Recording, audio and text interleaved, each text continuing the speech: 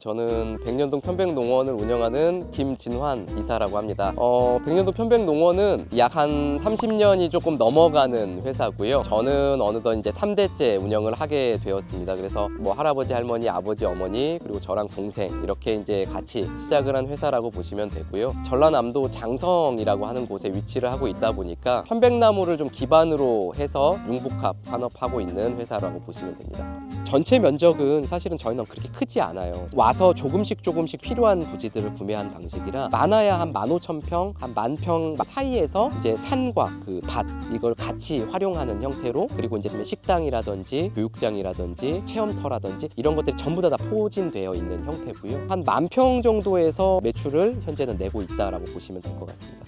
그 생산과 가공, 교육 서비스 사업을 복합적으로 하는 이제 융복합 산업을 하고 있는 회사입니다. 1차 산업은 생산으로 이제 편백나무 씨앗을 발화시켜서 묘목으로 생산하고 파는 역할들을 하고 있고요. 그다음에 2차 산업은 가공으로서 생산된 것들을 기반으로 해서 잘라서 추출물을 만들어서 뭐 편백 치약이나 비누, 뭐 오일, 그다음에 목재로서는 도마나 목침, 편백 찜기 뭐 이런 것들을 생산해서 만들어내고 있고요. 그다음에 3차 산업은 교육과 서비스업 이런 쪽으로 나눠져 있는데, 전반적으로는 환경교육이나 생태교육, 뭐 숲을 가지고 하는 다양한 뭐 치유 농업 프로그램, 그리고 식사는 이제 저희가 로컬 푸드라고 해서 지역에 난 농산물을 활용해서 시골 밥상이라고 하는 식사들을 지역 주민들과 저희 농산물을 가지고 소비하는 방식 활용을 하고 있고요.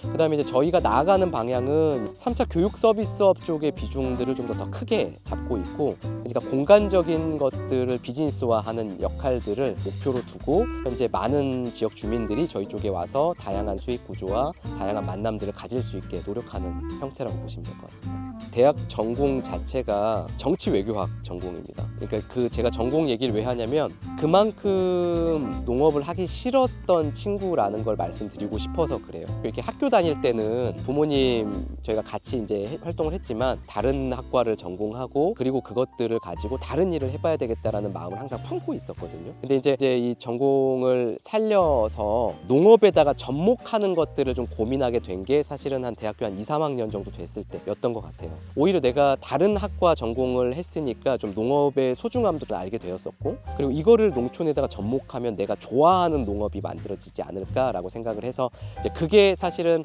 저희 할아버지와 아버지가 그때 계속 키워내고 있었던 편백나무. 그다음에 저희 할아버지는 항상 그런 얘기를 많이 하셨어요. 아버지도 편백나무를 가지고 본인이 생산하는 걸 좋아한다고 해서 너도 생산할 필요는 없다. 대신 이 나무를 가지고 할 수 있는 것들을 찾아봐라 라고 항상 저한테 장려를 해주셨거든요. 오히려 그래서 영농 창업을 하려고 하는 분들이나 도시분들의 생각을 좀 더 많이 읽게 됐었던 것 같아요. 지금 이 구조들을 보시면 일반적인 농업을 택하진 않았거든요. 임업과 농업을 섞는 거를 했다든지, 생산과 가공의 비중을 좀 줄이고 교육 서비스업 쪽의 비중을 좀 더 넓혔다든지, 환경을 이용한다든지, 이런 것들은 사실 도시민이었던 사람이 내려와서 농업을 하다 보니까 조금은 도시 사람들이 필요한 니즈 같은 것들을 좀 더 고민하면서 만들어내지 않았을까라는 생각이 듭니다. 그래서 편백나무를 선택한 것도 있습니다. 저희가 운영하는 장성 숲배움터는요, 환경적으로 지속 가능성을 인증받거나 지속 가능한 이제 환경을 이제 만들어 놓은 장소들에 대해서 인증받는 개념이라고 보시면 되고요. 이제 환경교육재단이라고 하는 이제 세계적으로는 한 75개국에서 80개국이 참여하고 있는 재단이 있습니다. FEE라고 하는 국제본부가 있는데, 이제 그 국제본부는 이제 UNEP라고 하는 유엔의 환경 프로그램을 인정받은 인증 제도를 운영을 하고 있는데, 거기에 저희가 국내 1호로 아시아에선 3번째로 인증을 받았고요. 이것들을 가지고 저희는 이제 숲을 기반으로 하는 현재의 상생 공동체를 만들어내고 있다 보니까 그것들을 좀 이제 다양하게 활용하고, 그다음에 아이들한테 좀 지속 가능한 프로그램을 만들어서 좀 소멸되지 않는 방식의 지역사회를 만드는 데 좀 목적이 있다고 보시면 될 것 같습니다. 일단 국가균형발전 우수 사례는 저희가 2021년도에 주민 참여 분야로 수상을 했고요. 비용은 굉장히 적게 들었지만 오랜 시간, 뭐 7년이나 8년이라는 시간, 한 4,000명에서 5,000명 가까운 사람들이 그 시간 동안에 활동해서 만들어낸 상이라고 보시면 되고요. 국가균형발전 우수 사례에 이제 선정된 게 내 꿈 심고 나무 심고라고 하는 이 숲길을 조성하는 사업이었습니다. 이 사업은 아이들이 이제 입학을 하게 되면 지역에 있는 씨앗을 발화시키는 교육을 한 1년 정도 수업을 진행을 하고요. 그다음에 본인의 나무가 커지면 그것들을 이곳에 와서 식목일날 행사에 맞춰 식재하고 한 달이나 2달, 뭐 3달에 한 번씩 교육과정 안에서 와서 또 다듬고 또 키우고 뭐 이런 작업을 한다고 보시면 되고요. 그래도 한 1km 구간 내에 한 사람당 한 그루씩 심은 숲길이 좀 조성이 됐습니다. 이 숲길은 뭐 여러 의미가 있는데 첫 번째는 이제 쉐어링, 공유라고 하는 개념을 아이들이 배울 수 있고, 그것들을 가지고 아이들은 어떻게 보면 환경에 도움이 되는, 조금은 이제 제로화에 가깝게 만드는 작업을 했다라고 볼 수 있고요.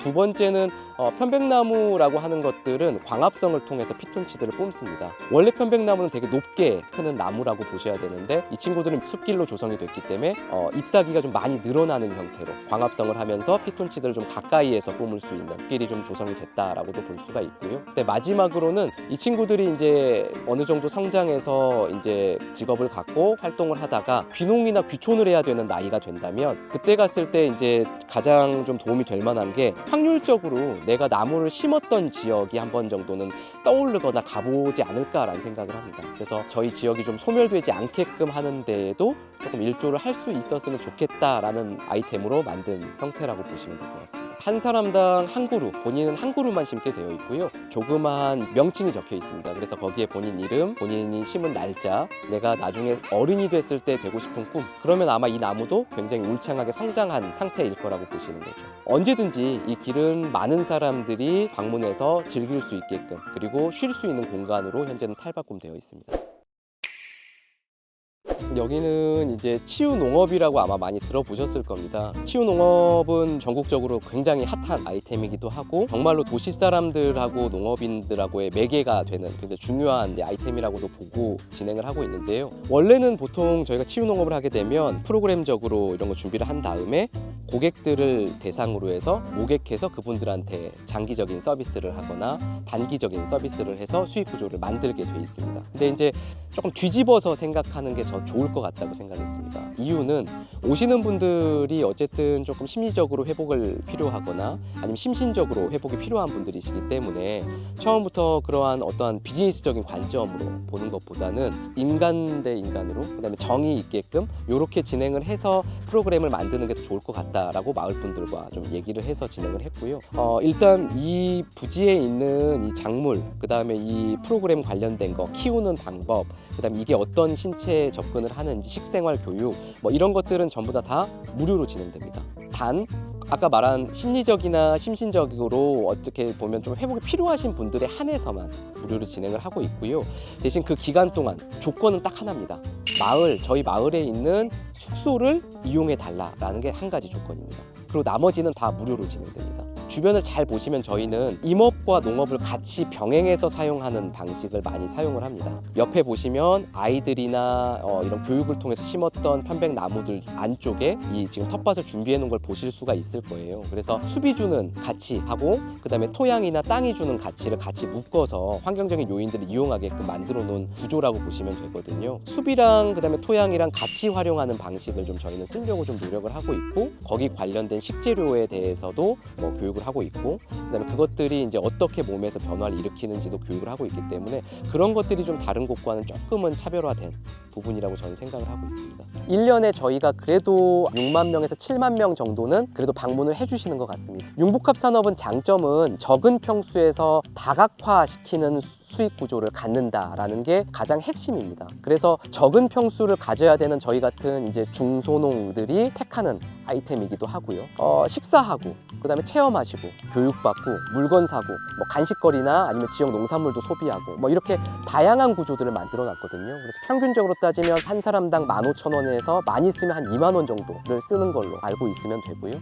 그런 사람들이 이제 전체적으로 봤을 때 한 5, 6만 명 정도가 이곳에 방문하고 있다, 1년에. 이렇게 생각하시면 좋을 것 같습니다.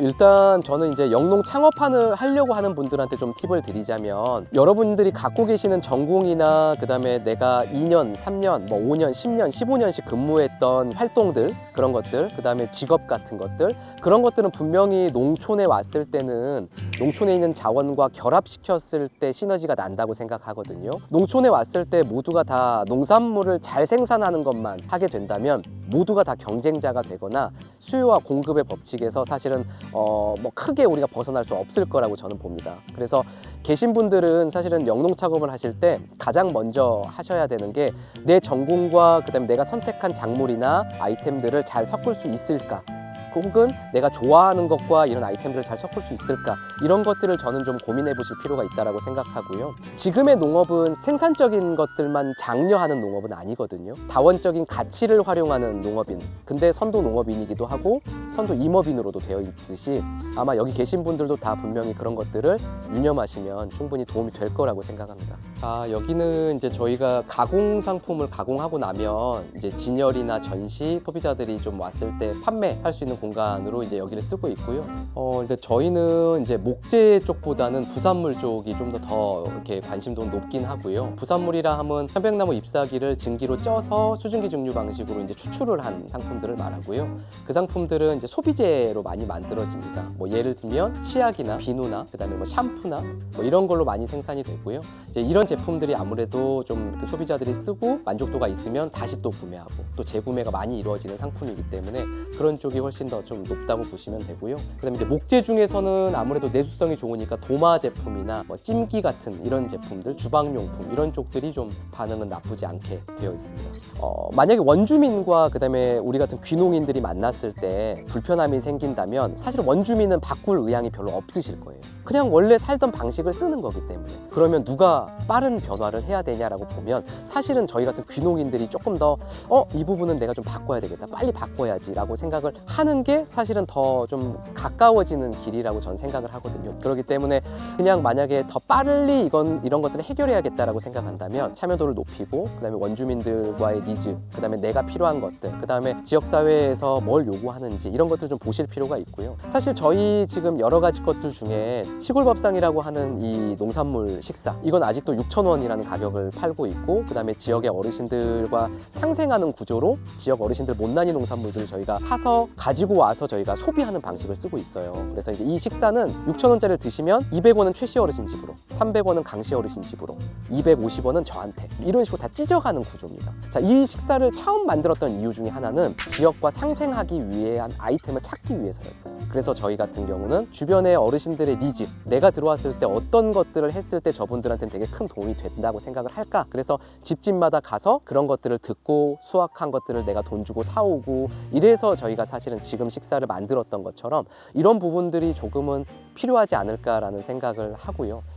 기존 방식에서 벗어난다면 경쟁력은 있다라고 좀 말씀을 드리고 싶고요. 작물을 매번 리셋하는 형태보다 기존에 키웠던 방식에서 좀 벗어나는 것들이 앞으로는 경쟁력을 가질 것이다. 그리고 또한 노하우 역시도 그대로 가지고 가면서 변화를 주는 거라서 굉장한 경쟁력을 가질 것이다 라고 생각을 좀 할 수 있고요. 두 번째는 사실 저희는 지금 이 과정들을 만들면서 가족들이 처음에 귀농을 했고 그다음에 가족에서 이제 마을 어르신들이나 마을 분들이 참여를 했고 지금은 다문화나 그다음에 이제 다양한 뭐 청년층이나 어르신들이 함께 모이는 단체로 현재는 활동을 하고 있거든요. 그래서 그것들이 조금 앞으로는 더 좀 로컬스러운, 그리고 이제 글로컬스러운 형태로 좀 뻗어나서 장성군이 다른 지역보다 잘할 수 있는 것들을 좀 계속 찾아내고 그거를 발굴해서 주민 참여로 그걸 키우는 걸 목표로 하고 있고요. 아마 10년 뒤에는 환경교육이나 환경 생태교육 이런 것들 하면 장성이라고 하는 것들이 떠오를 수 있는 그러한 지역을 만드는 게 앞으로 노력해야 되는 부분이라고 생각하고 한 발씩 걸어가도록 하겠습니다.